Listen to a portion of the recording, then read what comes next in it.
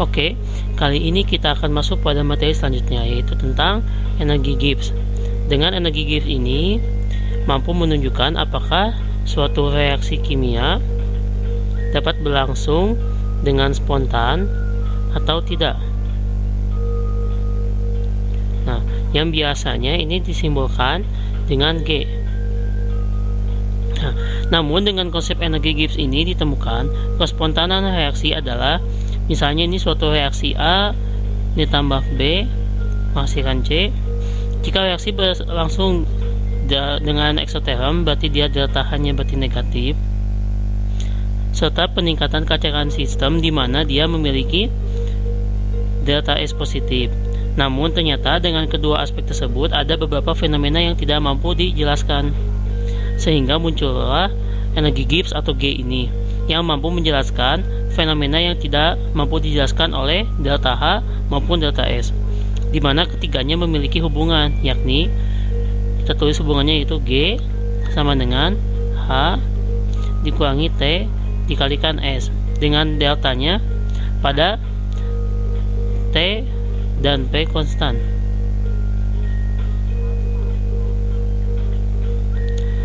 Mana itu delta G sama dengan delta H min T dikalikan delta S. Nah, jika reaksi tersebut spontan, maka harus memiliki nilai G yang negatif. Berdasarkan susunan di atas, maka ada 4 kondisi. Kondisi yang pertama kita bahas, yaitu di mana delta H dia negatif dan delta S dia positif. Nah, nilai delta H ini dan nilai delta S memenuhi aspek kespontanan di awal, sehingga sudah pasti spontan, dan hal ini terbukti dengan nilai delta G ini yang negatif. Nah, artinya jika keadaan seperti ini, maka kespontanan tidak dipengaruhi oleh suhu. Misalnya, ada contoh persamaan reaksi pembakaran oktana.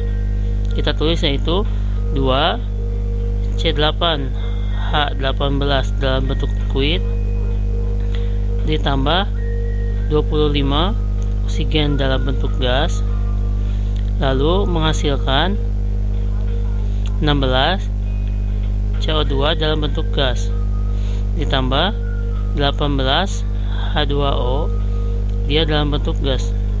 Nah, berdasarkan data, nilai deltanya bernilai sangat negatif dan nilai entropinya positif. Karena kedua hal tersebutlah reaksi ini, tadi reaksi pembakaran oktana, berlangsung spontan pada semua suhu dan dapat ditunjukkan dengan nilai delta G yang negatif. Nah, berikutnya yaitu saat delta H nya positif dan delta S nya dia negatif. Nah, nilai delta H dan nilai delta S nya tidak memenuhi aspek spontanan di awal. Mengapa? Yang membuat sudah pasti non spontan. Hal ini terbukti dengan nilai delta G yang positif. Nah, artinya jika keadaan seperti ini, maka kenon-spontanan tidak dipengaruhi oleh suhu. Contohnya, misalnya ini ada karbon dioksida dan uap air. Nah, tidak akan bereaksi spontan untuk membentuk kayu, di mana kayu ini dia, misalnya ini suatu kayu yang mengandung grafit, juga mengandung oksigen. Nah, karena berdasarkan data nilai delta H yang positif dan nilai entropinya pun menurun karena jumlah partikelnya akan menurun dan terbentuklah produk padat, sehingga nilainya menjadi positif. Karena kedua hal tersebutlah reaksi tersebut berlangsung secara non spontan atau tidak akan menjadi reaksi tersebut dan dapat ditunjukkan dengan nilai delta G yang positif. Nah, lalu selanjutnya saat delta H positif juga delta S positif. Keadaan ini hanya memenuhi satu aspek kespontanan awal, yaitu nilai delta S positif. Ini delta S nya positif sementara delta H-nya juga positif. Nah, maka nilai delta G atau kespontanan reaksi dipengaruhi oleh suhu. Keadaan ini akan spontan pada suhu yang tinggi atau suhu yang lebih tinggi daripada suhu normal reaksi tersebut. Contohnya, misalnya ada ini, contohnya itu pelelehan atau peleburan es di atas titik lelehnya. Nah, kita tuliskan reaksinya, di mana H2O dia dalam bentuk padatan, dia menjadi H2O dalam bentuk cairan. Nah, dari data kita tahu bahwa reaksi tersebut memiliki delta H yang positif, karena untuk meleleh berarti terjadi perubahan wujud, di mana dia awalnya solid, dia berubah menjadi cairan. Nah, sehingga membutuhkan energi. Jadi reaksinya dia positif atau dia endoterm.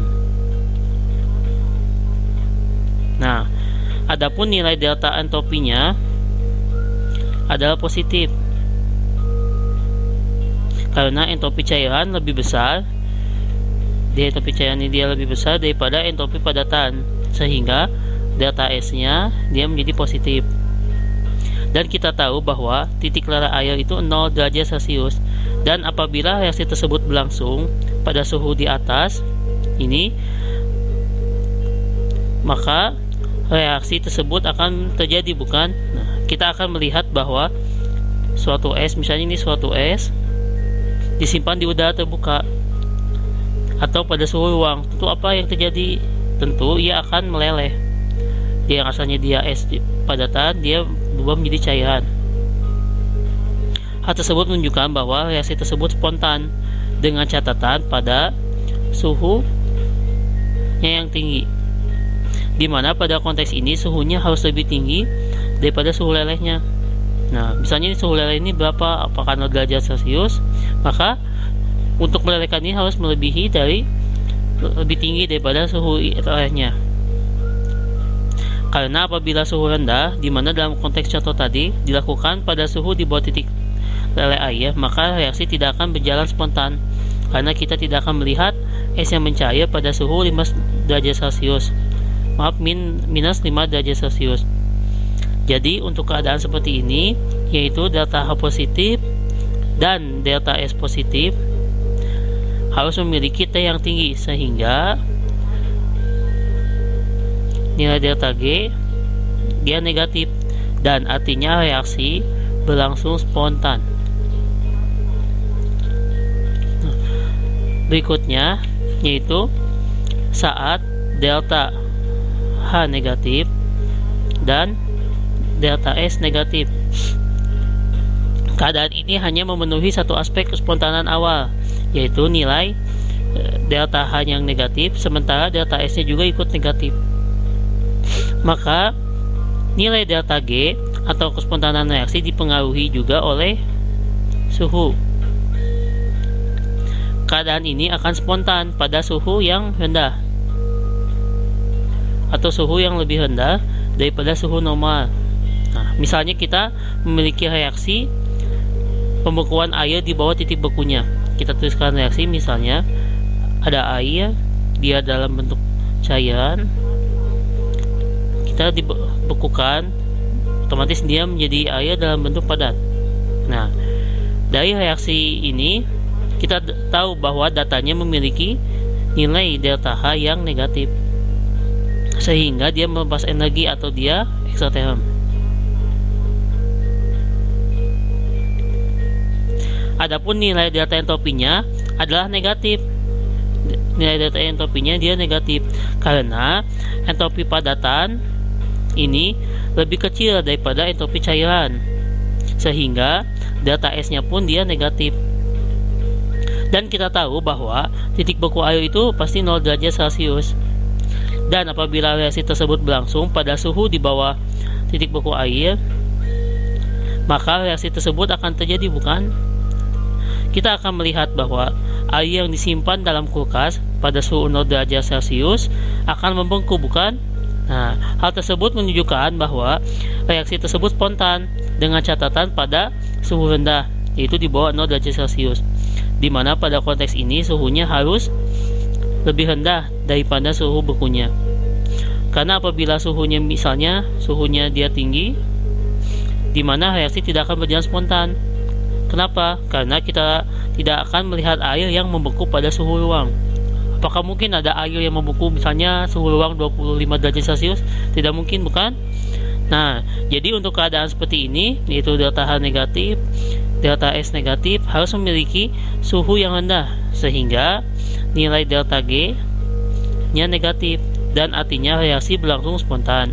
Jadi sekarang kita sudah pasti tahu untuk menentukan spontanan suatu reaksi adalah dengan nilai delta G. Nah, dimana jika nilai delta G negatif, maka dia spontan.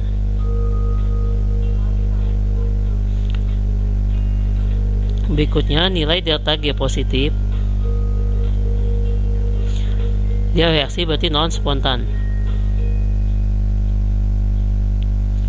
Lalu nilai delta G sama dengan 0, maka reaksi berada dalam kesetimbangan.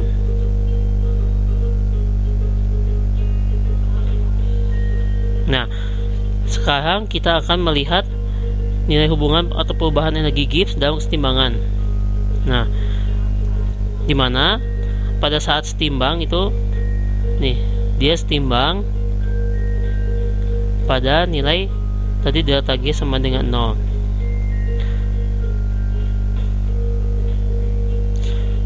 Selanjutnya, adapun makna dari nilai delta G ini, ingat ya bahwa dia delta G ketika dia 0 berarti reaksi dalam keadaan setimbang. Selanjutnya, delta G standar sama dengan 0. Ini reaksi tidak dominan ke produk maupun reaktan. Lalu delta G standar dia positif, maka reaksi dia dominan ke kiri atau reaktan, dan biasanya dapat dikatakan juga sebagai reaksi non spontan, terlebih jika memang nilai delta G standarnya yaitu negatif. Selanjutnya yaitu delta G standar dia negatif. Nah, berarti dia reaksi dominan ke kanan atau produk.